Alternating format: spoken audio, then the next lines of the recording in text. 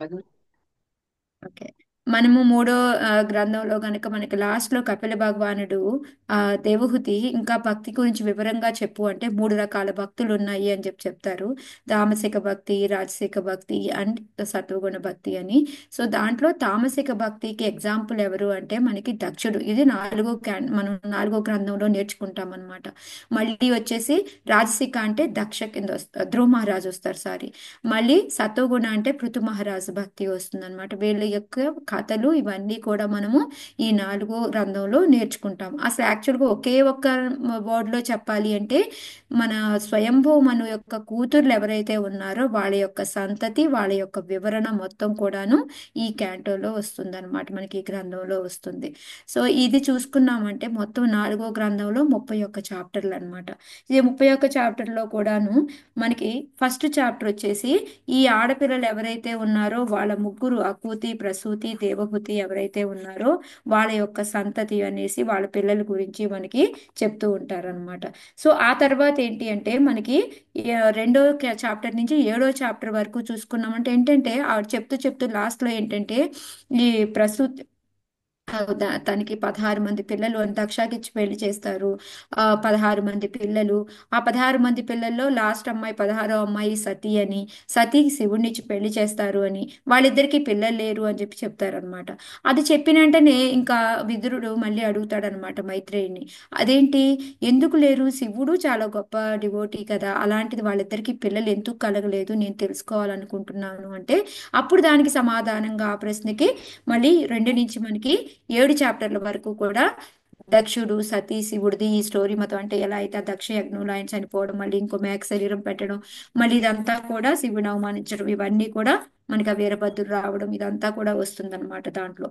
ఆ తర్వాత వచ్చేసి మనకి ఈ ఏదైతే ఉందో మనకి ఉమ్, తర్వాత మనకి ధ్రువ మహారాజ్ గురించి వస్తుంది అనమాట. ఈ దక్షుడు ఇదంతా కూడా అయిపోతుంది. మళ్ళీ మనకి ఆ 8వ చాప్టర్ నుంచి మనకి ఆల్మోస్ట్ 12 చాప్టర్ల వరకు అన్నమాట. అక్కడంతా కూడా మనకి ధ్రువ మహారాజు ఆయన ఏ విధంగా భక్తి చేసుకున్నారు, ఆయన కథ అంతా ఉంది కదా, సురుచి, సునీతి ఇదంతా కూడా. సో అదంతా కూడా మనం తెలుసుకుంటాం అనమాట. అది అయిపోయిన తర్వాత మనకి 13 నుంచి 23 చాప్టర్ల వరకు కూడాను అంటే ఇవి ఒక 11 చాప్టర్లు అనమాట ఆల్మోస్ట్. సో ఈ 11 చాప్టర్లో ఏంటంటే మనం పృథు మహారాజ్ గురించి చదువుకుంటాం. దానికి ముందు వీణ, అంగ వాళ్ళ యొక్క ధ్రువ మహారాజ్ నుంచి వచ్చే డైనెస్టీ అంతా అన్నమాట, వాళ్ళ యొక్క వంశంలో వాళ్ళు అనమాట. సో వస్తూ వస్తూ మనం పృథు మహారాజ్ దాకా వస్తాము.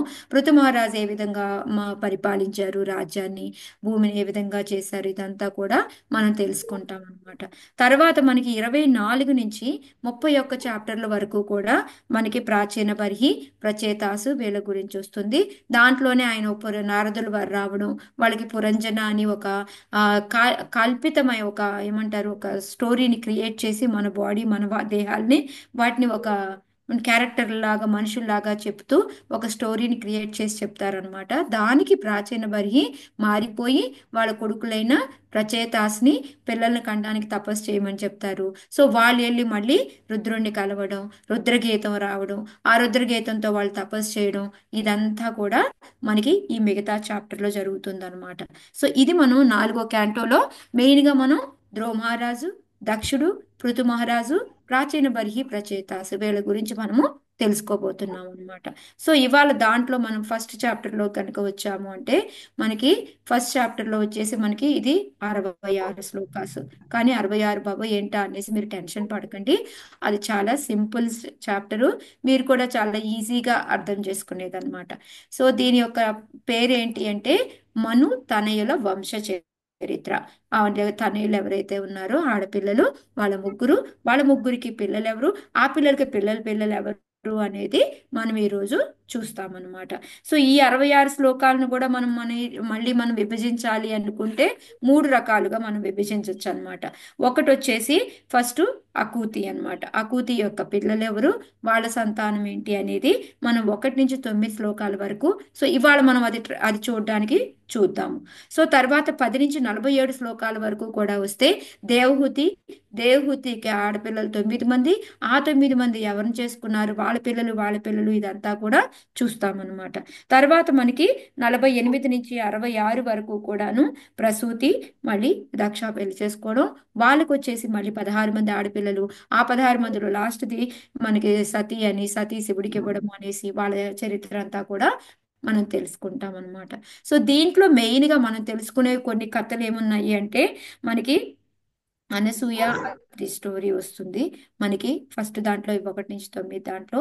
తర్వాత వచ్చేసి మనకి ఆ కాదు కాదు సారీ, యా యజ్ఞాను మనకి ఫస్ట్ 1 నుంచి 9లో ఏంటంటే యజ్ఞుడు దక్షిణి అని వాళ్ళిద్దరి గురించి వస్తుందన్నమాట. ఆ తర్వాత నెక్స్ట్ మనం ఏదైతే మనం చెప్పుకుంటున్నామో 10 నుంచి 47 శ్లోకాల్లో అక్కడ మనకి అత్రి అనసూయ స్టోరీ వస్తాయి. తర్వాత మనం 48 నుంచి 66లో చూసుకున్నామంటే కొంచెం మనం ఆ దక్షుడు వీళ్ళందరి గురించి కూడా కొంచెం తెలుసుకుంటాం అన్నమాట. సో ఇప్పుడు మనము శ్లోకాస్లోకి వెళ్దాము. సో ఎవరికైనా ఏమైనా డౌట్లు ఉన్నాయి ఇక్కడి వరకు? వెళ్ళిపోవచ్చా మనం?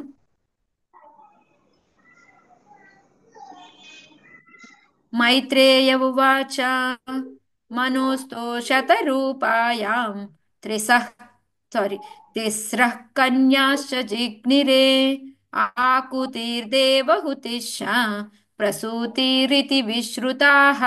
ఎవరి నుంచి అవుతారా మాతాజీ? హరే కృష్ణ మాతాజీ. చదవండి మాతాజీ. జై శ్రీ. మైత్రేయ ఉవాచ మనోస్తు శతరూపాయాం త్రిశః కన్యాः సజజ్ఞిరే ఆకృతిర్దేవహూతిశ్చ ప్రసూతిరితి విశ్రుతాః. శ్రీ మైత్రేయుడు పలికెను, స్వయంభూమనము తన భార్య శతరూప వలన ముగ్గురు పుత్రికలను పడుచును. ఆకృతి, దేవహూతి, ప్రసూతి అనునవి వారి నామములు. Thank you. Hare Krishna. So ఇక్కడ మనకి ఏంటి అంటే ఫస్ట్ వచ్చేసి స్వయంభూమను, ఎందుకంటే మనువుల తనయులు అని చెప్పారు కాబట్టి స్వయంభూమను వాళ్ళ యొక్క భార్య శతరూప, వీళ్ళిద్దరికీ కూడా ముగ్గురు ఆడపిల్లలు ఉన్నారు అని చెప్పేసి చెప్తున్నారు అనమాట. వాళ్ళు మనకు ఆల్రెడీ తెలిసిందే, ఆకూతి, దేవహుతి, ప్రసూతి అన్నమాట.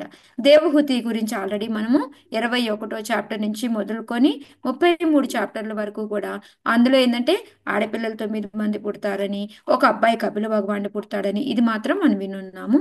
కానీ ఆడపిల్లలు ఎవరిని చేసుకున్నారో తెలుసు, కానీ ఆ తర్వాత ఇంకా వాళ్ళకి ఎవరెవరు పుట్టారు అనేది తెలియదు. సో అది మనం తెలుసుకోబోతాం అనమాట. ఇంకోటి ఇక్కడ మెయిన్ గా ప్రపాదుల వారు ఇందులో కొంచెం పెద్ద పర్పోట్ రాశారు.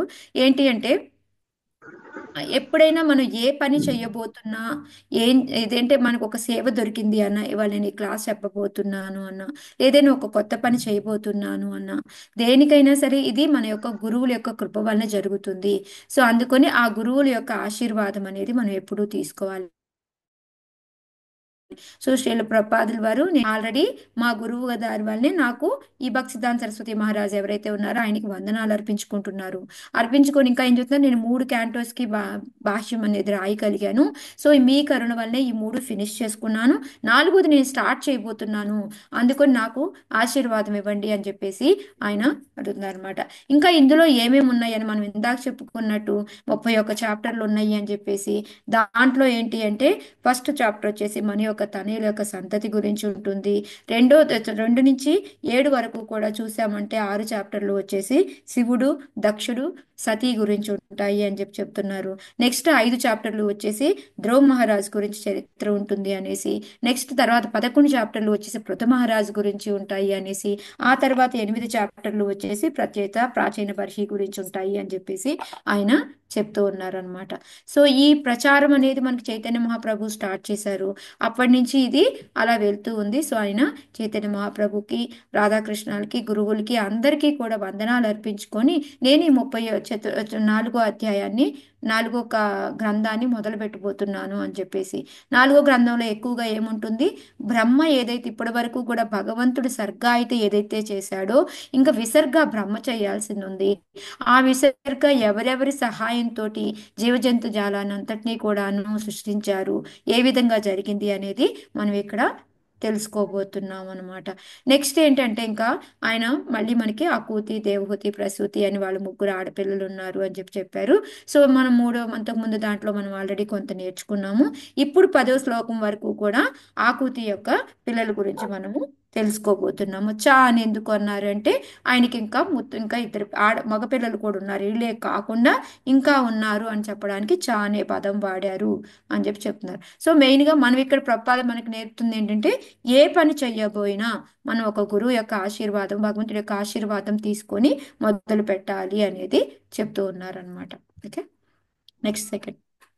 ఆకూతిం రుచయే ప్రాదాత్ అపి భ్రాతృమతిం నృపః పుత్రికా ధర్మమాశ్రిత్య శతరూపానుమోదితః. చదవండి. హరే కృష్ణ మాతాజీ. చదవండి. ఆకృతిం రుచయే ప్రాదాం ప్రాదాత్ ప్రాదాం మాతాజీ. ఉమ్. సారీ మాత ప్రాదాత్ అపి భాతృమతిం నృపః పుత్రికా ధర్మమాశ్రిత్య శతరూపానుమోదితః. అనువాదం. జై శ్రీల ప్రభుపాద్. ఆకుతికి ఇరువురు సోదరులు కలరు. అయినప్పటికీ ఆమెకు జన్మించిన పుత్రుని తనకు పుత్రునిగా ఒసగవలెనను ఒప్పందంపై స్వయంభువ మనువు ఆమెను ప్రజాపతి రుచికి అర్పించెను. భార్యయగు శతరూపతో సంప్రదించి అతడు ఆ రీతి వనర్చెను. థ్యాంక్ యూ మాతాజీ. హరే కృష్ణ. సో ఇప్పుడు ఆకూతి గురించి మనం తెలుసుకుంటున్నాం అనమాట. ఆకూతికి ఏంటి అంటే రుచి అనే అతను ప్రజాపతికి ఇచ్చి పెళ్లి చేశారనమాట. అయితే వెనకటి రోజుల్లో ఏంటి అంటే వాళ్ళకి కనుక పిల్లలు లేరు అనుకోండి, అది పుత్రికా ధర్మం అంటాం అనమాట దాన్ని. అప్పుడు పుత్రికకి ఏంటి అంటే మనం అంటే కన్యాదానం చేస్తాం కదా, చేసేటప్పుడు వాళ్ళు ఒక కోరిక అడుగుతారనమాట. ఏంటి అంటే నేను ఇప్పుడు మీకు కన్యాదానం చేస్తున్నాము, మీకు పుట్టే బిడ్డని మాకు దత్తత ఇవ్వాలి అని చెప్పేసి వాళ్ళు దత్తత తీసుకుంటారనమాట. సో ఆ విధంగా ఏంటంటే ఆ పుత్రికా ధర్మం ప్రకారం ఆయన మళ్ళీ ఏంటి ఓనుగా ఆయనంతటా ఆయన నిర్ణయం తీసుకోలేదు, కలిసికట్టుగా ఇద్దరు కూడా భార్యతో సంప్రదించి తీసుకున్నారనమాట. అయితే మనకి ఇక్కడ ఒక డౌట్ రావచ్చు, ఆయనకి ఆల్రెడీ ఇద్దరు ఉన్నారు కదా, ఆకృతికి చూసారంటే ఇద్దరు సోదరులు అంటే మనకి తెలుసు ఎవరిద్దరు, వాళ్ళిద్దరు స్వయంభూమనుకి ఇద్దరు మగపిల్లలు. ఎవరు స్వయంభూమనుకి మగపిల్లలు ఇద్దరు? ఉత్తానపాద కరెక్ట్. ప్రియవ్రతుడు మాతాజీ. కరెక్ట్ మాతాజీ. ప్రియవ్రత, ఉత్తానపాద, వీళ్ళిద్దరూ ఉన్నారు. అయినప్పటికీ కూడా ఈయన మరి ఇక్కడ ఎందుకు అడుగుతున్నాడు అని అంటే దానికి ప్రపాదుల వారు సమాధానం చెప్తున్నారనమాట. అంటే పుత్రుడు లేకపోతే అడిగారు, పుత్రికా ధర్మం ఆమె నెరవేర్చాలి, అది కరెక్ట్. మరి ఇక్కడ ఆల్రెడీ పుత్రులు ఉన్నారు ఆయనకి, కొడుకులు ఉన్నప్పటికీ కూడా ఎందుకు కూతుర్ని ఈ విధంగా అడుగుతున్నారు అంటే అక్కడ ఏంటి అంటే ఆయనకి తెలిసి స్వయంభూ మనువు కాబట్టి ఆయనకి భగవంతుడే వీళ్ళకి బిడ్డగా రాబోతున్నాడు అని తెలుసు కాబట్టి ఆ భగవంతుడికి సేవ చేసే అవకాశం దొరుకుతుంది, ఇంట్లో ఉంటే కొడుకుగా ఉంటే ఇంకా ఎక్కువ సేవ చేయొచ్చు అనే ఉద్దేశంతో ఆయన అడిగాడు అనమాట. సో ఇదేంటంటే వెనకటి రోజుల్లో కాదు ఇప్పటికి కూడా వర్తిస్తుంది. అలాగా ఎవరైనా మగపిల్లలు లేని వాళ్ళు ఈ విధంగా కన్యాదానం చేసి వాళ్ళకి పుట్టిన బిడ్డని దత్తతగా తీసుకొని వాళ్ళ అబ్బాయి కింద పెంచుకోవచ్చు అనమాట. సో ఇక్కడ ఇది ప్రపాదుల వారు మనకి ఈ లెసన్ లో చెప్తుంది ఎందుకంటే దాన్ని అనమాట. హరే కృష్ణ మాతాజీ. చెప్పమ్మా. అంటే ఆ, దీనికి కూడా భగవంతుడు పుడతాడని వరం ఏదైనా ఉంటుంది మాతాజీ? అంటే ముందు మనకి చెప్తారా?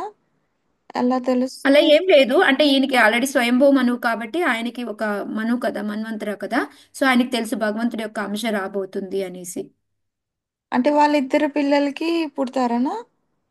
ఆ, ఆహా, ఆకూతికి అంటే పుడతారు ఇంకో అని. ఇంకో అమ్మాయికి కూడా పుట్టారు కదా కపిల్ భగవానుడు. అవునవును, ఎస్. కానీ ఇది ఫస్ట్ది అనమాట, ఆకూతి ముందుది అనమాట. ఓకే. ఓకే, ఆకృతి ఫస్ట్ ఆవిడ. అవును, ఆకూతి, దేవహూతి, ప్రసూతి. ఓకే. బట్ అనుకుంటున్నానే, నాకు ఎగ్జాక్ట్ గా తెలియదు, సారీ. ఓకే. సో అది ఇప్పటికి కూడా మనం ఇలా చెయ్యొచ్చు అని జవగోస్వామి చెప్తూ ఉన్నారనమాట. ఓకే. విశ్వనాథ చక్రవర్తి కూడా ఏం చెప్తారు అంటే భగవంతుడు రాబోతున్నాడు కాబట్టి అందుకు, అంతే తప్ప ఆయన ఇంకొక దానికి పుత్రులు ఉన్నా కూడా ఎందుకు అడిగారంటే దీనికోసం అని చెప్తూ ఉన్నారు. ఓకే. ప్రజాపతి స భగవాన్ రుచిస్త్వస్యామ బీజనత్ మిథునం బ్రహ్మ వర్చస్వి పరమేణ సమాధినా. హరే హరే కృష్ణ కృష్ణ మాత మాతాజీ. చదవనా? చదవండి కనుకోవాలి మధ్య. నేను చదవనా మాతాజీ? మాతాజీ. కనకవల్లి మాతాజీ చదవండి, నెక్స్ట్ సీతా మాతాజీ మీరు నేను నెక్స్ట్ లో చదువుతాను. ఓకే. హరే కృష్ణ. ప్రజాపతి స భగవాన్ రుచిస్తస్యామజీజనత్ మిథునం బ్రహ్మవర్చస్వి పరమేణ సమాధినా. బ్రహ్మవర్చస్సు కలవారును ప్రజాపతులలో ఒకరును అగు రుచి తన భార్యకు ఆకృతి వలన ఒక పుత్రుని మరియు ఒక పుత్రికను బడసెను. హరే కృష్ణ. హరే సో కృష్ణ. ఇక్కడ ఏంటంటే ఆ రుచి అనే అతను ప్రజాపతి అని చెప్తున్నాం కదా, అతనికి బ్రహ్మ వర్చస్సు కలవాడు. ఆయన యొక్క గుణగణాలని వర్ణిస్తూ ఉన్నారనమాట. ఎందుకు అంటే ఒక ప్రజాపతి, ఆయన ఒక బ్రాహ్మణుడు కూడా, అన్ని బ్రాహ్మణులకు ఉండాల్సిన లక్షణాలన్నీ కూడా ఉన్నాయి అనేసి చెప్తున్నారనమాట. అందువల్ల ఏంటంటే వాళ్ళకి ఒక పుత్రుడు ఒక పుత్రిక అనేది కలిగారు. వాళ్ళు ఎవరు అనేది మనకి నెక్స్ట్ శ్లోకాలు వస్తుంది. అయితే ఇక్కడ మనకి ప్రభుపాదుల వారు మెయిన్గా ఏం చెప్పాలనుకుంటున్నారు అంటే, మనకి బ్రాహ్మణులు అనే వాళ్ళకి ఏంటంటే వాళ్ళు బ్రాహ్మణ ధర్మం అనేది నిష్ఠగా పరిపాలించాలి. మనకి ఆల్రెడీ మనకి ప్రభుపాదుల వారు కానీ, మనకి మూడో క్యాంటోలో మూడో గ్రంథంలో చూసుకున్నాము అంటే అక్కడ కానీ మనకి చాలా చోట్ల వచ్చింది ఏది కూడా బ్రాహ్మణుడికి పుట్టిన బిడ్డ బ్రాహ్మణుడు అవ్వడు అనేసి. ఎందుకంటే ఏవైతే ఉన్నాయో ఆ లక్షణాలు ఉండాలి, వాటన్నిటిని నిష్ఠగా పాటిస్తూ ఉండాలి. అప్పుడు మాత్రమే వాళ్ళకి బ్రాహ్మణాన్ని అని చెప్పగలుగుతాము అనేది మనం తెలుసుకొని ఉన్నాం. మనకి గుణ కర్మ విభాగశః దాన్ని బట్టే కానీ మనం బ్రాహ్మణులకు పుడితే బ్రాహ్మణులు అవుతాము అనుకోవడం చాలా తప్పు అనేది తెలుసుకున్నాం అనమాట.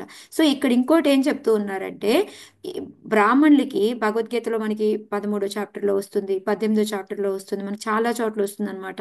బ్రాహ్మణుల యొక్క లక్షణాలు అనేది మనకు వస్తుంది. వాళ్ళకి ఏంటి, ఇంద్రియ నిగ్రహం ఉండాలి, మనో నిగ్రహం ఉండాలి, మళ్ళీ శుచిత్వం ఉండాలి, భౌతిక ఆధ్యాత్మిక జ్ఞానాభివృద్ధి ఉండాలి. ఈ విధంగా మనం 13వ చాప్టర్లో చూస్తే 8 నుంచి 12 వరకు కూడా ఆ లక్షణాలన్నీ కూడా ఇస్తారనమాట, బ్రాహ్మణులకు ఉండాల్సినవన్నీ కూడాను.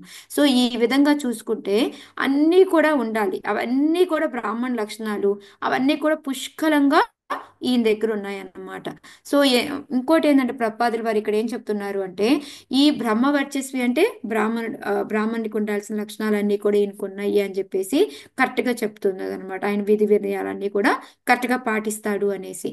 అలా కాకుండా బ్రాహ్మణుడికే పుట్టి ఏమి పాటించకుండా ఉంటారు, ఒక భగవంతుని అర్థం చేసుకోకుండా ఉంటారు, వాళ్ళందరినీ ఏమంటాము, బ్రాహ్మణ బంధువు అని అంటాం అనమాట. సో ఇక్కడ ప్రభుపాదుల వారు ఏం చెప్తున్నారు అంటే, మనకి ఈ మహాభారతం అనేది ఎవరి కోసం రాశారు, ఎవరికైనా గుర్తుందా? వ్యాసదేవులు వారు. మొదటి స్త్రీలకి శూద్రుల కోసం రాశారు. అవును, మెయిన్ వాళ్ళిద్దరే కాదు, ఈ బ్రాహ్మణ బంధువులు అనే వాళ్ళ కోసం కూడాను అది రాయబడింది. ఎందుకంటే మనకి ఈ భాగవతం కానీ ఇలాంటివి ఏవైనా చదవాలి, అర్థం చేసుకోవాలి అని అంటే మనకి రెండు ఉండాలన్నమాట. మనము బ్రాహ్మణ లక్షణాలు అనేవి పెరుగుతూ ఉండాలి. ఇంకొకటి ఏంటంటే మెయిన్ అవి లక్షణాల కన్నా కూడాను ఒక మంచి పారంపరిక గురువు అనేది మనకి ఉండాలన్నమాట. వాళ్ళిద్దరూ ఉన్నప్పుడు మనకి భాగవతం భగవద్గీత అనేది అర్థమవుతాయి అన్నమాట. అందుకే ఈ మహాభారతం రాసిన తర్వాత కూడా వ్యాసదేవులు వారు ఇంకాను సంతోషపడలేదు, తర్వాత ఇంకా అందరి కోసం అనేసి ఈ భాగవతాన్ని అనేది రాశారనమాట. సో అందుకని ఏంటంటే మనకి ఈ భాగవతం అర్థం అవ్వాలి అంటే రెండు కావాలి మనకి. ఏంటి, ఈ బ్రాహ్మణ లక్షణాలు అనేది కొంచెం పెంచుకుంటూ పోవాలి, ఇంకోటి ప్రామాణికమైన గురువు ఉండాలన్నమాట. వీళ్ళ ఆధ్వర్యంలో కనుక మనం అభ్యాసం చేశాము అంటే మనకి ఏ పురాణాలు ఏదైనా సరే మనకి చదవడానికి కానీ చెప్పడానికి కానీ అర్హత అనేది మనకి వస్తుంది అని చెప్పేసి చెప్తూ ఉన్నారనమాట. సో ఇక్కడ రుచి ఏంటి అంటే ఖచ్చితంగా బ్రాహ్మణీయంగా పరమశ్రేష్ఠుడైన బ్రాహ్మణుడి కింద ఉన్నాడు అనమాట. అందుకే ఆయన్ని బ్రహ్మ వర్చస్వి పూర్ణ బ్రాహ్మణత్వం కలిగిన వాడు అని చెప్పేసి చెప్తూ ఉన్నారనమాట. సో మనకి భాగవతం భగవద్గీత అర్థం అవ్వాలంటే ఏం కావాలి, రెండు కావాలి. ఒకటి మనం బ్రాహ్మణ లక్షణాలు పెంపొందించుకోవాలి, దానికన్నా ముందు మనకి పారంపరిక ద్వారా వచ్చే గురువు ఉండాలి అన్నమాట. ఓకే,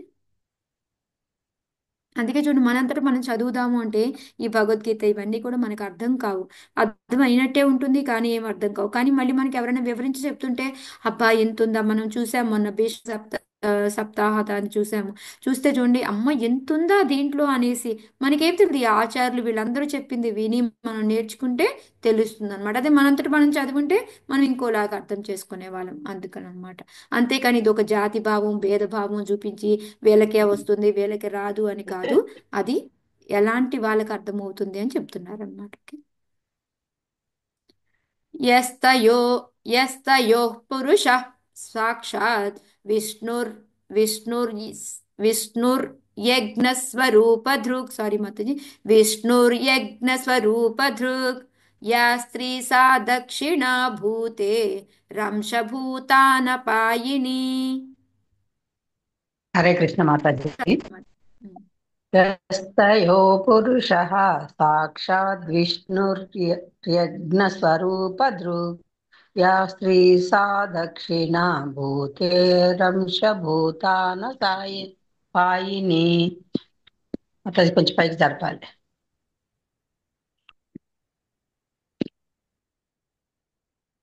జరిపాను మాతాజీ.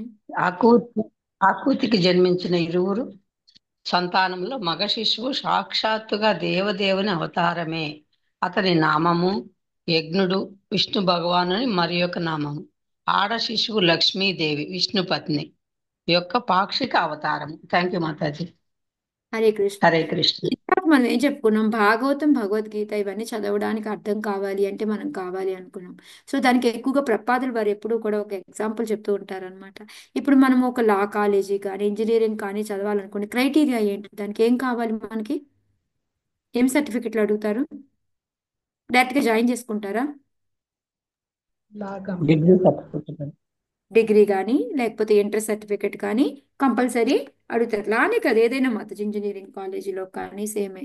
సో అలాగే ఏంటంటే ఈ వేదాధ్యయనం చదవాలి నేర్చుకోవాలి అంటే కూడా వాటికి ఈ విధంగా మనకి ఎలా అయితే డిగ్రీకి చదవాలి అంటే మన ఇంటర్ చదవాలి అంటే 10th క్లాస్ సర్టిఫికెట్ ఎలా అవసరమో, అదే డిగ్రీ చదవాలి అంటే 12వ క్లాస్ సర్టిఫికెట్ ఎలా అవసరమో ఇవి కూడా మనకు అవసరము అని ఎక్కువగా ప్రపాదులు గారు చెప్తూ ఉంటారు అనమాట. ఓకే, నెక్స్ట్ ఇక్కడ ఏంటి మనకి ఆకూతి అనమాట. ఆకూతి మన హస్బెండ్ పేరేంటి,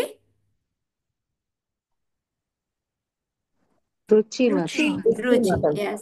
వీళ్ళిద్దరికి ఇద్దరు పిల్లలు వచ్చారు. వాళ్ళిద్దరిలో ఎవరు అంటే వాళ్ళిద్దరు ట్విన్స్ లాగా వస్తారు అనమాట. ఒకటి మగ శిశువు, అతను ఏంటంటే దేవదేవుడు యజ్ఞుడు అనమాట అతని పేరు. ఇంకోటి ఆడపిల్ల లక్ష్మీదేవి అనమాట, ఆమె పాక్షిక అవతారం ఇది. సో ఆమె పేరు దక్షిణి అనమాట. సో ఈ విధంగా వీళ్ళిద్దరూ కూడా అవతరిస్తారనమాట. అయితే మనందరికీ రావచ్చు వీళ్ళిద్దరూ ఎట్లాగా.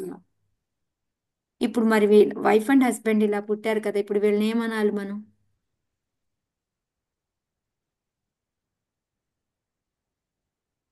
హరే కృష్ణ, ఏమవుతారు మామూలుగా అయితే, అన్న అన్నచెల్లెలు అవుతారు. దాని గురించి ఆలోచన అది పాప వాళ్ళకి అవుతారు. వాళ్ళకి ఆప్షన్ చూసి వాళ్ళకి అన్వయిస్తుందా అది, జాగ్రత్తలు కాబట్టి అన్వయించలేము. ఎస్ మాతాజీ. ఎందుకు అంటే భగవంతుడిని వదిలేసి లక్ష్మీదేవి ఉండలేదు కాబట్టి వాళ్ళిద్దరూ కలిసి వస్తారు. సో ఇది మన మన మామూలుగా తీసుకునే జన్మలాగా వాళ్ళని మనం చెప్పకూడదు అని చెప్పేది ఇక్కడ మనకి మరి చెప్తున్నారు అనమాట. ఓకే, సో అందుకే ఆయన ఇప్పుడు ఎలాగా, ఇప్పుడు ఆకూతికి వచ్చిన బిడ్డ ఎక్కడికి వెళ్తాడు, తండ్రి దగ్గరికి వెళ్తాడు, మనోహర్ దగ్గర. తండ్రి దగ్గరికి వెళ్తాడు. సో ఆ తర్వాత మళ్ళీ వాళ్ళిద్దరికి పెద్ద అయిన తర్వాత పెళ్లి చేస్తారనమాట. అలా అని వీళ్ళిద్దరు అన్నచెల్లెళ్ళు అలా ఎలా పెళ్లి చేసుకుంటారు ఇదంతా కూడా భగవంతుడికి వర్తించదు అనేది మనం తెలుసుకోవాలన్నమాట. దేవతలకు కూడా అంతే. వాళ్ళు చూడండి, మీరు ఒక్కొక్కసారి చూశారు అంటే బ్రహ్మ కొడుకు బ్రహ్మ కూతురు ఆ విధంగా ఉంటాయన్నమాట వరుసలు. సో ఇవి వాళ్ళకి వర్తించవు, అది మాత్రం గుర్తుపెట్టుకోండి. ఓకే, ఎందుకంటే భగవంతుడిని వదిలి ఆమె ఉండలేదు కాబట్టి భగవంతుడితో పాటు అంశ రూపంలో ఆమె కూడా వస్తుందన్నమాట. ఆనిన్యే స్వగృహం పుత్ర్య పుత్ర్యాః యా పుత్రం విదితరోచిషం స్వయంభువో ముదా యుక్తో రుచిర్జగ్రాహ దక్షిణాం. చదవచ్చా? చదవండి మాతాజీ. నాకు చదవాలా మాతాజీ? స్వగృహం పుత్ర్యాః పుత్రం వితతరోచిషం స్వాయం భువో ముదా యుక్తో రుచిర్జగ్రాహ దక్షిణాం. యజ్ఞుడనే నామం కలిగిన సుందరుడగు బాలుని స్వయంభువం అను పరమానందంతో ఇంటికి తెచ్చుకొనెను. అతని అల్లుడగు రుచి కుమార్తెను అనగా దక్షిణను తన చెంతనే ఉంచుకొనెను. హరే కృష్ణ. సో ఇక్కడ యజ్ఞుడు కొడుకు అని చెప్పుకున్నాము, దక్షిణ ఆకూతికి రుచికి కలిగిన పిల్లలు. అయితే ఇక్కడ ఎందుకు స్వయంభూమను పరమానందంతో తెచ్చుకున్నాడు, ఎందుకు చెప్పండి? రెండు రీజన్స్ ఉన్నాయి. ఒకటి, ఆయనకి తెలుసు భగవంతుడు అని ఆయన తెచ్చుకున్నాడు. రెండోది ఏంటి అంటే, ఇప్పుడు మామూలుగా ఒకే బిడ్డ కలిగాడు అనుకోండి, ఆ బిడ్డను తీసుకొచ్చేసుకుంటే వాళ్ళకి పిల్లలు ఉండరు కదా, మళ్ళీ పిల్లలు పుట్టే వరకు.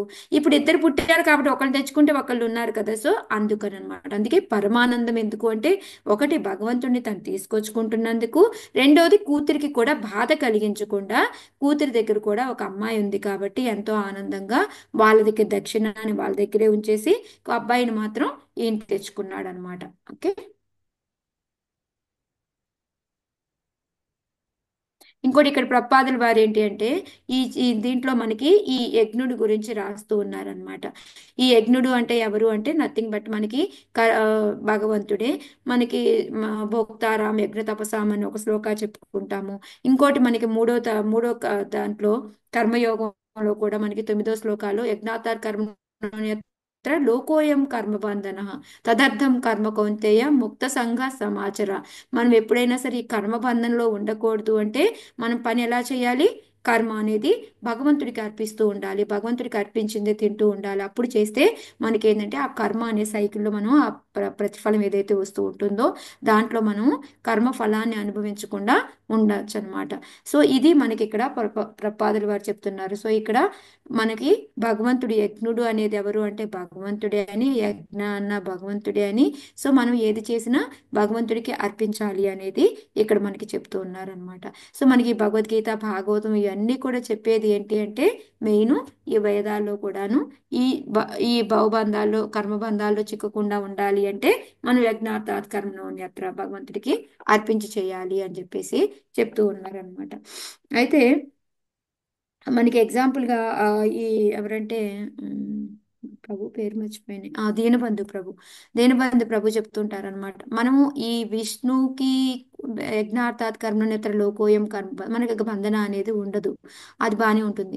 కానీ దాన్ని ఇంకా మనం భక్తితో కలిపి మనం చేసామనుకోండి, ఒక రిచువల్ లాగా కాకుండా ఎప్పుడైతే మనము భగవంతుడి మీద భక్తిని పెంచుకొని ప్రతిదీ కూడా భగవంతుడికి అర్పించి చేస్తూ ఉన్నాం అనుకోండి, అప్పటికి ఏమవుతుంది, మనకి కర్మ అంటదు, కర్మ ఫలాలు ఉండవు, ఇంకా మనం భగవంతుడి దగ్గరికి వెళ్ళడానికి అవుతుంది. ఎందుకు అంటే మనకి ఈ పాపాలు అనేదే కాకుండా పుణ్యాలు కూడా నశించిపోతాయి అనమాట. దానికి ఎగ్జాంపుల్గా ఎక్కువగా దీనబంధు ప్రభు ఎక్కువగా ఆయన బృందావనం టూర్ తీసుకెళ్తూ ఉంటారు అందరినీ కూడాను. సో ఒకసారి ఆయన ఇలా గ్రూప్ అందరినీ తీసుకెళ్ళినప్పుడు ఫస్ట్ గంగా స్నానం చేయించారు. ఇక్కడ స్నానం చేయిస్తే మీకు పాపాలన్నీ పోతాయి అని చెప్పారనమాట. బాగుంది అనేసి అందరూ 1 minute మాత్రం. Hare Krishna. Hello. Yes. Okay. No, okay. I'll call you later. Just I have another call. Hare Krishna. Okay. So ఎక్కడున్నాం మనం? ఆయన చెప్తాడనమాట, ఓకే సార్ అందరికి గంగా స్నానం చేస్తున్నాను, మీ ఇక్కడున్న పాపాలన్నీ పోయాయి, రండి రండి ఇప్పుడు మనం యమునా స్నానం చేద్దామని యమునా దగ్గరికి తీసుకెళ్లారనమాట. మునిగి ఇప్పుడు ఎవరైతే యమునా స్నానం చేయాలనుకుంటున్నారో వాళ్ళకి ఉన్న పుణ్యం కూడా పోతుంది అని చెప్తారు. సో అందరూ బ్యాక్అవుట్ అయిపోతారు అనమాట, ఎందుకంటే పుణ్యం పోతే కష్టం కదా అని అనుకుంటారు. కానీ అలాగే ఏంటంటే మనం భగవంతుడి యొక్క భక్తితోటి మనం భగవంతుడికి అర్పించి అన్నీ చేశాము అంటే మనకి పాపము పోతుంది, పుణ్యము పోతుంది. అది మనకి గోలోకం తీసుకెళ్ళడానికి. లేకపోతే పాపాలే పోయి పుణ్యాలు ఉన్నాయనుకోండి, దానికోసం మళ్ళీ కూడా మనము జన్మ తీసుకోవాల్సి వస్తుంది అనేది మనకి ఇక్కడ అర్థం చేసుకోవాలన్నమాట ప్రభుపాద చెప్పే దాంట్లో. సో మనకి ఇద్దరు పిల్లలు, ఆకూతికి యజ్ఞుడు, దక్షిణ. యజ్ఞుడిని వచ్చేసి దక్షిణ వచ్చేసి ఆకూతి దగ్గర ఉండిపోయింది అనమాట. తాం కామయానాం భగవాన్ ఉవాహాయజుషాం పతిః తుష్టాయాం తోషమాపన్నో అజనయత్ ద్వాదశాత్మజాన్. హరే కృష్ణ చదవాల చదవండి సరోజిని మాతాజీ. తాం కామయానాం భగవాన్ వాహాయజాశిషం పతిః తుష్టాయం తోషమాపన్నో అజనాయాత్ ద్వాదశాత్మజాన్. సర్వయజ్ఞపతియగు భగవానుడు కొంతకాలం పిమ్మట దక్షిణను వివాహమాడెను. ఆమె దేవదేవుని భర్తగా పొందగోరి ఉండెను. ఆమె వలన అతడు 12 పుత్రులను పడసెను. హరే కృష్ణ మాతాజీ. హరే కృష్ణ. సో ఇక్కడ ఏంటి అంటే అక్కడ మనకి ఆ యజ్ఞుడు వచ్చేసి స్వయంభూ మనువు దగ్గర కొన్ని రోజులు పెరిగిన తర్వాత వీళ్ళిద్దరికి మళ్ళీ పెళ్లి చేస్తారనమాట. ఎందుకంటే ఎక్కడా కూడా వీళ్ళిద్దరు విడివిడిగా ఉండవు. మనకు తెలుసు, మనం పిలిచినా కూడా లక్ష్మీనారాయణ అంటాము, సీతారాములు అంటాము, అట్లా అంటాం. కాబట్టి వాళ్ళు విడివిడిగా ఉండరు. సో వాళ్ళకి కొన్ని రోజులకే మళ్ళీ వాళ్ళిద్దరికి పెళ్లి చేస్తారు. వాళ్ళిద్దరికి పెళ్లి చేసిన తర్వాత వాళ్ళకి సంతానం 12 పుత్రులు పుడతారనమాట. మళ్ళీ 12 మంది పుడతారనమాట. సో వాళ్ళని ఎక్కువగా ఏమని పిలుస్తారు అంటే దాని నెక్స్ట్ శ్లోకాలో వస్తుంది మనకి, వీళ్ళందరూ దేవతలు అనమాట. వాళ్ళు ఎవరు ఏంటి అని వాళ్ళు మనకి నెక్స్ట్ దాంట్లో చెప్తారనమాట. సో ఇక్కడ ఈ దీంట్లో ఏంటంటే ప్రపాదుల వారు మనకి ఏం చెప్తూ ఉన్నారంటే మెయిన్గా మనం ఈ ఆ, ఇప్పుడు ఇక్కడ ఈ 66 శ్లోకాల్లో చూశారు అంటే మనకి ఎన్నో పేర్లు వస్తాయి. ఓకే, దాని తర్వాత చెప్పుకుందాము. సో ఇక్కడ ఏంటి అంటే ప్రపాదుల వారు మెయిన్గా మనకి చెప్తుంది భార్య భర్త ఇద్దరు, భార్యతో భర్త సంతోషంగా ఉండాలి, భర్తతో భార్య సంతోషంగా, ఇద్దరు సంతృష్టి చెంది ఉండాలన్నమాట. ఎప్పుడైతే అలా సంతృష్టి చెందుతామో వాళ్ళకి లక్ష్మీదేవి అనేది ఆటోమేటిక్గా వాళ్ళ దగ్గరికి వస్తుందన్నమాట. ఇది చాణక్య నీతి అనమాట. వాళ్ళిద్దరూ ఎప్పుడైతే తృప్తిగా చెంది హాయిగా ఉంటారో అప్పుడు లక్ష్మీదేవి వస్తుంది, చక్కటి సంతానము కలుగుతుంది. ఎప్పుడైతే వీళ్ళంతా ఉన్నారో చక్కటి సంతానము లక్ష్మీదేవి ఉందో ప్రపంచ శాంతి అనేది కూడా నెలకొంటుంది అని చెప్పారు. సో దీనికి మెయిన్గా మనం చేయాల్సింది ఏంటి, తృప్తి చెందడం. సో దానికి కూడా ప్రపాదుల వారు ఏం చెప్తున్నారు అంటే భార్య అనేది భర్త ఏ అంటే మన దగ్గర ఏది ఉందో దాంతో తృప్తి చెందాలి, అంతేకా నాకు ఇది కావాలి అది కావాలి అనేసి వాళ్ళని సతాయించకూడదు అనమాట. ఇంకోటి ఏంటి అంటే భర్త ఏం చేయాలి అంటే భార్యకి మంచి భోజనం పెట్టాలి, మంచి ఆభరణాలు ఇవ్వాలి, మంచిగా అంటే ఏంటి, దానికి ఎంతో ఉన్నదానికన్నా అధికం అని కాదు, ఎంత కావాలో అంత అన్నమాట. సో ఒక భోజనం, వస్త్రం, మళ్ళీ వచ్చేసి ఆభరణం, ఈ మూడు కూడా ప్రాపర్గా ఆమెకి అందించాలి. అది ఆయన బాధ్యత అనమాట. ఇలా ఏంటంటే ఆయన ఇచ్చిన దాంతో ఆమె తృప్తి పడాలి, ఈయన అది ఇవ్వడానికి ఆయన ప్రయాసపడుతూ ఉండాలి. ఈ విధంగా ఇద్దరూ కూడా తృప్తి చెందినప్పుడు మనకి పిల్లలు మంచిగా పుడతారు. ఆ మంచిగా పిల్లలు పుట్టడం వలన ప్రపంచ శాంతి అనేది నెలకొంటుంది అని చెప్పేసి ఇక్కడ మనకి చెప్తున్నారనమాట. లేకపోతే ఏమవుతుంది అంటే మనకి ఆ దుష్ట సంతానం అనేది కలుగుతుంది.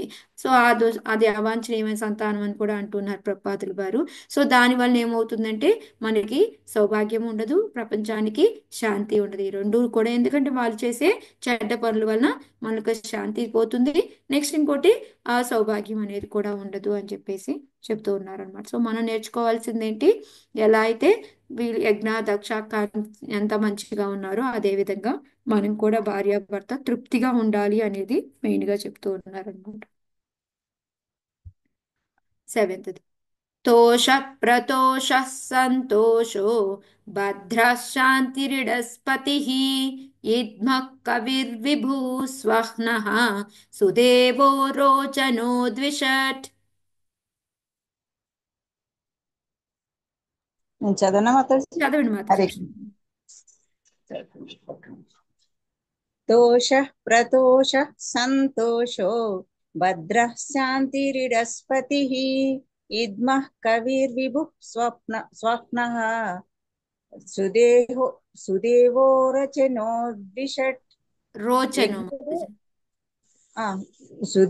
సారీ మాతాజీ, సుదేవో రోచనో ద్విషట్. యజ్ఞుడు దక్షిణ దంపతులకు కలిగిన 12 సంతానమునకు తోషుడు ప్రతోషుడు సంతోషుడు భద్రుడు శాంతి ఇడస్పతి ఇద్ముడు కవి విభుడు స్వహ్నుడు సుదేవుడు రోచనుడు అని నామకరణము జరిగిన. Hare Krishna. Thank you Hare Mataji. Krishna Mataji. So ఇక్కడ ఏంటి అంటే ఇద్దరికి యజ్ఞుడికి దక్షిణాకి కలిగిన సంతానం ఎవరు అంటే 12 మంది పుత్రులు పుట్టారు అని. వాళ్ళని తోషుడు ప్రతోషుడు సంతోషుడు భద్రుడు శాంతి ఇడస్పతి ఇద్ముడు కవి విపుడు స్వహ్నుడు సుదేవుడు రోచనుడు. సో ఇవన్నీ మనం ఇప్పుడు ఇక్కడ వీళ్ళే ఎంతమంది కదా, ఇంకా ఇంకా అవుతూ ఉంటే మనకి మొత్తం 66 శ్లోకాల్లో మనము ఎన్నో పేర్లు తెలుసుకుంటాం అనమాట. ఇవన్నీ గుర్తుపెట్టుకోవాలా అంటే అవసరం లేదు. కానీ ఎందుకు మాతాజీ ఇవన్నీ మనకి అంటే మనకి లాస్ట్లో ఫలస్థుతి వస్తుంది అనమాట. ఇవన్నీ చదివితే ఏం లాభం కలుగుతుంది అనేది, మనలో ఉన్న పాపాలన్నీ తొలగిపోతాయి. పాపాలు ఎందుకు తొలగిపోవాలి అంటే మనం భక్తిలో ముందుకు వెళ్ళాలి అంటే మనం శుద్ధం అనేది జరగాలి. ఆ శుద్ధం అనేది జరిగేది ఎప్పుడు అంటే ఇలా మనం భగవద్గీత భాగవతాలు చదువుకుంటూ వాళ్ళ యొక్క పేర్లు నామం ద్వారా కూడా మనకి శుచి అనేది ఏర్పడుతుంది అనమాట. సో అందుకని ఇవన్నీ ఎందుకు ఏంటి అని అనుకోకుండా జస్ట్ మనం గుర్తుపెట్టుకోవాల్సిన పని లేదు, ఒక్కసారి వాళ్ళ పేర్లని మనం తలుచుకుందాం అనమాట, అంతే. సో ఇక్కడ 12 పుత్రులు పుట్టారు. వీళ్ళు ఏంటంటే వీళ్ళందరూ దేవతల కేటగిరీలోకి వస్తారనమాట. ఎందుకంటే దేవుడి సంతానం కదా, మనం కూడా దేవుడి సంతానమే. బట్ ఏంటంటే స్వయంగా వాళ్ళకే పుట్టున్నారు కాబట్టి మనం అలా పార్షియల్ కాకుండా ఇలా కాబట్టి వీళ్ళందరూ దేవతల కేటగిరీలోకి వస్తారనమాట. వాళ్ళని ఏమంటారు ఏంటి అనేది మనం నెక్స్ట్ శ్లోకాల్లో చూద్దాం. తుషితా నామ తే దేవా ఆసన్ స్వయంభువాంతరే మరీచి మిశ్రా ఋషయో యజ్ఞ సురగణేశ్వరః. మాతాజీ నేను చదువుతా మాతాజీ. చదవండి యశోద మాతాజీ. తుషిత నామ తే దేవా అసన్ స్వయం భువర్తరే మరిచి భువాంతరే స్వయం భువాంతరే మరిచి మిశ్రా ఋషయో యజ్ఞః సురగణేశ్వరః. స్వయంభువ మనువు ఇది కాదా సారీ చదవండి మాతాజీ. అదేనా స్వయంభువ మనువు కాలమున ఈ సంతానమంతయు తుషితు ఇక్కడ మాతాజీ మీది ఫిగర్ సరిపోయాను మాతాజీ, నేను ఆల్రెడీ తుషితులు అనేది దేవతలుగా నైరి మరిచి సప్త ఋషులకు అధిపతి కాగా యజ్ఞుడు దేవరాజగు ఇంద్రుడయ్యాను. థ్యాంక్ యూ మాతాజీ, thank you so much. So ఇక్కడ ఏంటి అంటే మనకి స్వయంభూ మను ఎప్పుడు వీళ్ళకి పుట్టిన ఈ సంతానం అంతా కూడాను ఈ స్వయంభూ మను పరిపాలించే టైంలో వీళ్ళందరినీ తుషితులు అంటారనమాట. దేవతల కేటగిరీలోకి వస్తారు. వీళ్ళందరినీ కలిపి తుషితులు అని చెప్తూ ఉంటారనమాట. నెక్స్ట్ ఏంటంటే సప్త ఋషులు. మనకి అందరికీ కూడా స్వయంభూ మను టైంలో చూసుకున్నాము అంటే మనకి ఎవరెవరు కావాలి అంటే 6 మనకి కావాలన్నమాట. సో మనకి 8-9 శ్లోకాల్లో వస్తుంది అనమాట. మనకి ఒకటి వచ్చేసి మను ఎవరు అంటే మనకి తెలుసు స్వయంభూ మను అనమాట. కంపల్సరీ ఏ మను టైంలో అయినా మను అవసరం. నెక్స్ట్ వచ్చేసి మను యొక్క పుత్రులు అనమాట. సో మను యొక్క పుత్రులు ఎవరు ఇక్కడ మనకి ఉత్తానపాద ప్రియవ్రత అనమాట స్వయంభూ మను టైంలో. నెక్స్ట్ వచ్చేసి దేవతాస్ అంటే ఇప్పుడు వీళ్ళిద్దరికి పుట్టిన యజ్ఞకి దక్షిణకి పుట్టిన సంతానం ఎవరైతే ఉన్నారో వీళ్ళందరూ కూడా తుషితులు అనే దేవతల కింద చెప్తూ ఉంటాం అనమాట. నెక్స్ట్ ఏంటంటే సురేశ్వర అంటే ఇంద్రుడు పదం అనమాట. సో ఒక ఇంద్రుడు కూడా కావాలి, కానీ సూటబుల్ అయిన పర్సన్ లేడు కాబట్టి ఇక్కడ ఆ యజ్ఞుడే ఇంద్రుడి కింద యాక్ట్ చేస్తూ ఉన్నాడు అనమాట. నెక్స్ట్ వచ్చేసి ఋషులు అనమాట. ఋషుల్లో ఏంటి అంటే మనకి మరీచి అండ్ ఇంకా మిగతా వాళ్ళందరూ కూడా ఋషుల కింద వస్తారు, సప్త ఋషుల కింద అనమాట. సో నెక్స్ట్ వచ్చేసి మనకి అంశ అవతారాలు అనమాట. ఈ అంశ అవతారాల కింద ఏంటి అంటే భగవంతుడే ఇక్కడ యజ్ఞుడి కింద వచ్చేసాడు, ఆయన అంశ అవతారాలు. సో ఈ 6 రకాల వాటిల్లో 2 పోస్టులు భగవంతుడు చేస్తున్నాడు. ఏం పోస్టులు చేశాడు ఇప్పుడు 2? ఒకటి వచ్చేసి సురేశ్వర అంటే ఇంద్ర పోస్ట్ అనమాట. ఇంకోటి వచ్చేసి అంశ అవతారాస్ కింద పోస్టుల కింద కూడా యజ్ఞుడు మనకి స్వయంభూ మన్వంతరంలో పనిచేస్తూ ఉన్నాడు. అది ఇక్కడ మనకి ప్రభుపాదుల వారు చెప్తూ ఉన్నారు. సో ఈ 6 రకాలు అనేవాళ్ళు కంపల్సరీ ప్రతి మను టైంలో కూడా ఉంటారనమాట. సో మనకి ప్రతి మనువులో సప్తఋషులు మారుతూ ఉంటారు. మళ్ళీ వచ్చేసి మనువు పేరు మారుతూ ఉంటుంది, మను పుత్రులు మారుతూ ఉంటారు. ఎందుకంటే ఆ మనువు వస్తే ఆ మనువుకి సంబంధించిన పుత్రులు వస్తారు. మళ్ళీ భగవంతుడి యొక్క అంశావతారాలు కూడా మారుతూ ఉంటాయి. మళ్ళీ ఇంద్రుడు కూడా మారుతుంటారు. ఎవరు లేకపోతే భగవంతుడే తీసుకుంటాడు. బ్రహ్మ పదవి అయినా సో ఇంద్రుడు పదవి అయినా కూడా ఎవరు లేనప్పుడు భగవంతుడు తీసుకుంటాడు అని మనం తెలుసుకున్నాం అన్నమాట. ప్రియవ్రతోత్తానపాదౌ మనుపుత్రౌ మహౌజసౌ తత్పుత్రపౌత్ర నప్తॄణాం అనువృత్తం తదంతరం. చదువుతారా మాతాజీ ఎవరైనా? హరే కృష్ణ మాతాజీ. చదవండి కృష్ణాని మాతాజీ, చదవండి. ప్రియవ్రతోత్తానపాదౌ మనుపుత్రో మహాజసౌ తత్పుత్రపౌత్ర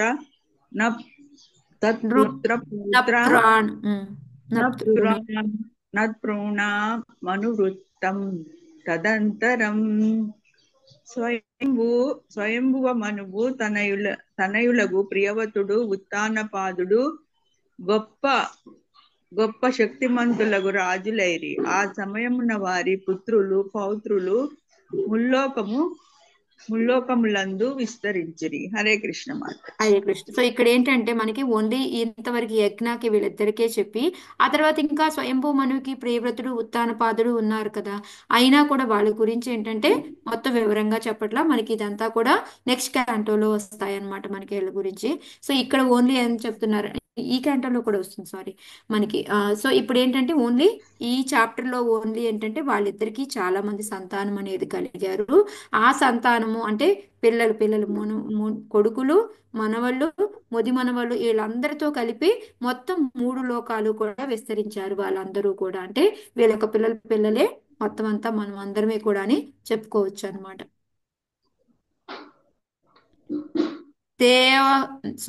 దేవహుతి మదాతాత కర్దమాయాత్మజాం మనుః తత్సంబంధి శ్రుతప్రాయం భవతా గదతో మమ. హరే కృష్ణ. ప్రణామస్ మాతాజీ. ఎస్ గీతమ్మ. దేవహుతి మదాతాత కర్దమాయాత్మజామను తత్సంబంధి శ్రుతప్రాయం భవతా మాతాజీ గదతో మీరందరూ మమ. శ్లోకాస్ బాగా చదువుతారు కాబట్టి మీకు ఇప్పటి నుంచే మీరు ఎక్కడైతే స్ట్రెస్ చేయాల్సి వస్తుందో భవత ఇవన్నీ కూడా ఓకే, తత్సంబంధి ఓకే ఓకే ఓకే ఇవన్నీ కూడా ప్రాక్టీస్ ఓకే చేసుకోండి. ఎందుకంటే మీరు పర్ఫెక్ట్ గా చదువుతున్నారు కాబట్టి ఇంకొంచెం ప్రాక్టీస్ చేసుకోండి. Okay okay okay thank you. వత్స స్వయంభూ మనువు తన ప్రియపుత్రికయకు దేవహూతిని కర్దవమునికి ఒసగెను. వారిని గూర్చి నేను ఇదివరకే చెప్పియుంటిని, నీవు అది అంతయు వినియున్నావు. Hare Hare Krishna. Krishna. Thank you so మాతాజీ. ఇక్కడ ఏంటంటే మనకి ఇప్పటి వరకు ఆకూతి రుచికి పిల్లలు పుట్టడము, తర్వాత స్వయంభూమను తీసుకోవడము, మళ్ళీ వాళ్ళిద్దరికి యజ్ఞుడికి దక్షిణకి పెళ్లి చేయడము, మళ్ళీ వాళ్ళిద్దరికి కలిపి 12 మంది సంతానం కలిగారు, వాళ్ళని దేవతలు అంటామనేసి, యజ్ఞుడే మనకి ఇంద్రుడి కింద పనిచేశాడు అని చెప్పేసి, తర్వాత ఉత్తానపాద ప్రియవ్రత ఎవరైతే ఉన్నారో వాళ్ళిద్దరి పిల్లల వలన ముల్లోకాలన్నీ వ్యాపించి ఉన్నాయి అని ఇంతవరకు మనం తెలుసుకున్నాం. అంటే ఆకూతిది అయిపోయింది అనమాట. ఆకూతి యాక్చువల్గా అయిపోయింది. సో ఇప్పుడు ఏంటంటే మనకి దేవహూతి గురించి వినాలి అంటే మనకు ఆల్రెడీ కొంతవరకు మనకు తెలుసు. మనం 21వ చాప్టర్ నుంచి చూసాము. అంటే అక్కడ మనకి ఆవిడకి 9 మంది ఆడపిల్లలు పుట్టడము, వాళ్ళని ఎవరెవరికి ఇచ్చారు అనేది అంతవరకు తెలుసుకున్నాము. కపిల భగవాన్ రావడం, కపిల భగవాన్కి ఎలాగో పెళ్లి చేసుకోవడం అనేది లేదు కాబట్టి ఆ 9 మంది ఆడపిల్లల గురించే మనకి ఇప్పుడు ఇంకా వాళ్ళ యొక్క సంతతి, వాళ్ళకి ఎవరిని పెళ్లి చేశారు, వాళ్ళకి ఎవరి పిల్లలు కలిగారు, ఇవన్నీ కూడా మనకి మొత్తం కలిపి 47 శ్లోకం వరకు వస్తుందన్నమాట. అయితే మధ్యలో 3వ కూతురు దగ్గరికి వచ్చేటప్పటికి అనసూయ అనమాట. అనసూయని ఎవరికి ఇచ్చారు, వాళ్ళిద్దరికి భగవంతుడే పిల్లలుగా పుట్టడం ఏంటి అని ఆశ్చర్యం వేసి విదురుడు మళ్ళీ ప్రశ్నిస్తాడనమాట. అక్కడ మళ్ళీ మనకి కొంచెం కథ వస్తుంది అనమాట. అత్రి అనసూయ కథ వస్తుంది. సో అది తెలుసుకుందాం మనం ఇప్పుడు. ఓకే, ఇంకొక 2 శ్లోకాలు చెప్పి ఆపేస్తాను ఈ రోజుకి. దక్షాయ బ్రహ్మపుత్రాయ మాతాజీ ఆపేసేయమ్మా. ఆపేనా? ఓకే మాతాజీ. హరే కృష్ణ. నేను నీకు మెసేజ్ దామోదరి పెట్టినా. రికార్డింగ్ ఆపేసేవా?